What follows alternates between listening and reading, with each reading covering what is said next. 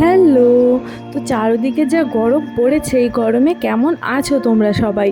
আর আমার মতো এই গরমের দিনে কে কে টক দই খেতে ভালোবাসো কমেন্টে আমাকে জানিও।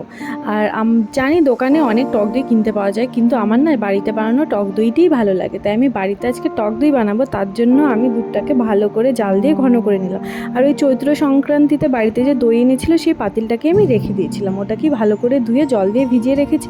আর আমার ঘরে আমুলের টক দইটা আনা ছিল, সেটার থেকে 1 চামচ নিয়ে পাতিলটাতে ভালো করে ছড়িয়ে দিলাম। এবার এই যে জাল দিয়ে রাখা দুধটা, এই দুধটাকেই পাতিলটার মধ্যে ঢেলে দেবো।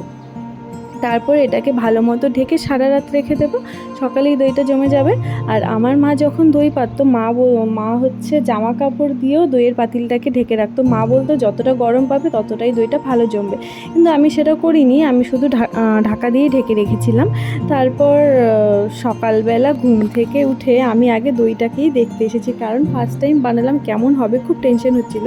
কিন্তু দইটাকে দেখে তো আমি পুরো অবাক, কি সুন্দর জমেছে দেখো।